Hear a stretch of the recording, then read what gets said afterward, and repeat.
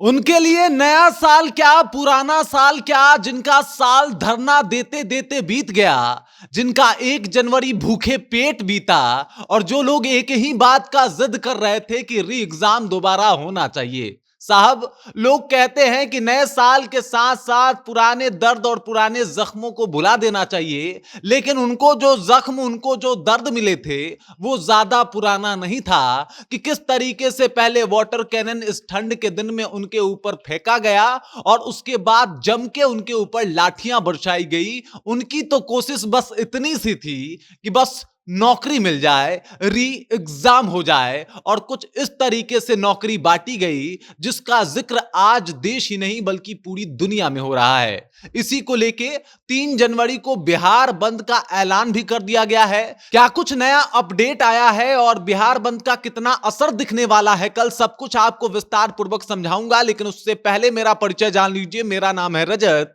और आप जनता जंक्शन देख रहे हैं। हमारे यहां कहा जाता है कि नया साल बड़े हर्षोल्लास के साथ मनाया जाता है, लेकिन यह बात आप बीपीएससी के उन अभ्यर्थियों से नहीं पूछ सकते जो अभी इस वक्त धरना स्थल पे बैठे हुए हैं। अचानक से कल ठंड बढ़ गई, अचानक से जो पारा है वो काफी नीचे की तरफ लुढ़क गया, लेकिन उसके बाद भी जिद पकड़े वो बीपीएससी के अभ्यर्थी वहीं धरना स्थल पे बैठे रहे और री एग्जाम का मांग करते रहे। वो कहते रहे कि मुझे नौकरी चाहिए, मुझे जॉब चाहिए, हमारे पास सरकारी नौकरी होगी, हमारे पास जॉब होगा तो हर दिन शायद नया साल जैसा होगा। लेकिन अगर ये मौका चूक गए और अपने आप को साबित नहीं कर पाए तो फिर हम क्या ही करेंगे। कुछ लोग ऐसे हैं जो अब उनका आखिरी ये एग्जाम है और इस वजह से भी वो परेशान हैं और भूखे पेट इस 1 जनवरी को भी वो धरना स्थल पे बैठे हुए थे, धरना दे रहे थे, लोगों से अपील कर रहे थे कि उनके साथ जुड़े और सरकार से अपील कर रहे थे कि री एग्जाम होना चाहिए। मतलब तमाम लाठी डंडा बरसने के बाद, वाटर कैनन के छिड़काव करने के बाद भी वो अभ्यर्थी अपने जिद से टस से मस नहीं हो रहे।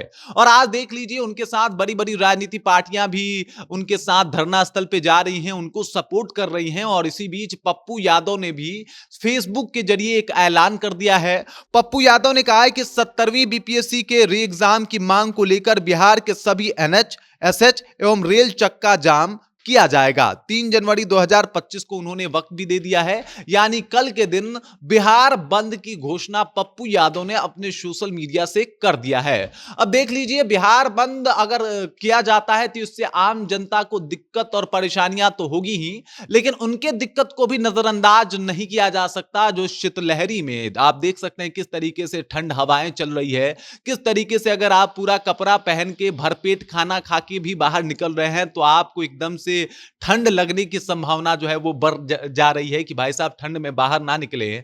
और अभी 1 जनवरी से जिस तरीके से मौसम के हालात हुए हैं वो तो यही बता रहा है कि ठंड अचानक से बहुत तेज बढ़ गया, जो आम जनता के लिए ठीक नहीं है। और उसके बाद भी गर्दनी बाग में वो छात्र अभ्यर्थी जो है वो अपने जिद पे अड़े हुए हैं, बैठे हुए हैं और लगातार जिद कर रहे हैं कि री एग्जाम होना चाहिए, हमारे करियर का सवाल है। आपको बता दूं कि उनके ऊपर लाठियां चली, उनके ऊपर पानी बरसाए गए, उनको कहीं ना कहीं ये बताया गया कि आप गलत हैं, कईयों के खिलाफ एफआईआर तक कर दिया गया, कईयों के खिलाफ जो है एकदम से उनका करियर खत्म हो जाए कुछ ऐसा कर दिया गया, उन्हें उपद्रवी बता दिया गया, जबकि वो महज सिर्फ एग्जाम मांगने आए थे। और उसी के आक्रोश में एक बार फिर से बिहार बंद की घोषणा जो है वो कर दी गई है। बिहार बंद में आप देख लीजिए कि पप्पू यादव बता रहे हैं कि जितने भी एनएच है, एसएच है, उस सबका चक्का जाम कर दिया जाएगा, कल गाड़ियां टस से मस नहीं होगी। तो भाई साहब, अगर आपको कहीं जाना है और कहीं आना है तो आप अभी से ही वो काम निपटा लीजिए, अगर जरूरी कुछ काम हो तो, क्योंकि पप्पू यादव ये ऐलान कर रहे हैं कि भाई साहब बिहार बंद होना चाहिए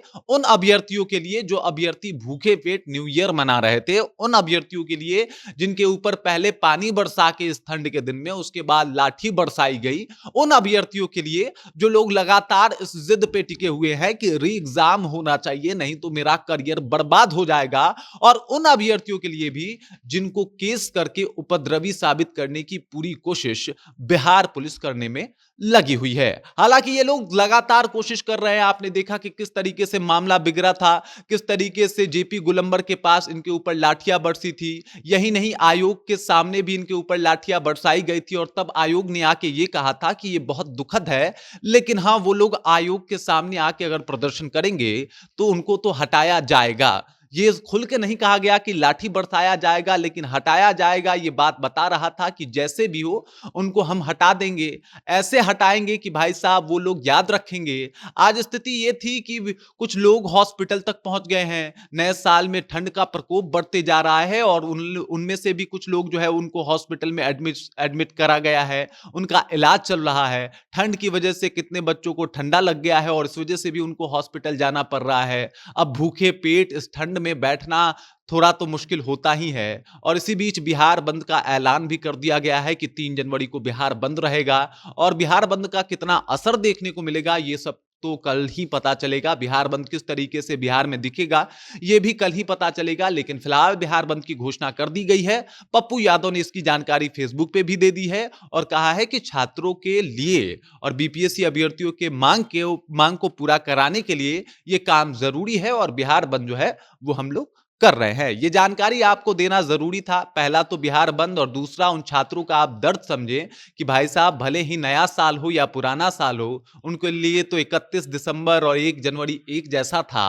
वो लोग धरना स्थल पे बैठे थे, ठंड के चपेटों में एकदम से बैठ के एक दूसरे से नए साल का मुबारकबाद दे रहे थे और कह रहे थे कि भाई टेंशन मत लो, अब सब ठीक हो जाएगा। अब क्या ठीक होगा, किस तरीके से ठीक होगा, बिहार सरकार कितना कुछ ठीक कर पाएगी, ये तो सवाल अभी बहुत बड़ा है। लेकिन स्थिति ऐसी ही है कि इस ठंड में वो लड़के बैठे हुए हैं अपने जिद को लेके, वो लड़कियां बैठी हुई हैं अपनी बातों को लेके और प्रयास में हैं कि बिहार सरकार आके कहे कि हाँ ठीक है, हम री एग्जाम लेने वाले हैं। बाकी इस खबर, इस जानकारी को लेके, बीपीएससी अभ्यर्थियों को लेके आप क्या सोचते हैं, आपके जहन में क्या कुछ चल रहा है, कृपया कमेंट कीजिए और अपना विचार हम तक पहुंचा दीजिए। बाकी आप देख रहे हैं जनता जंक्शन और मेरा नाम रजत है।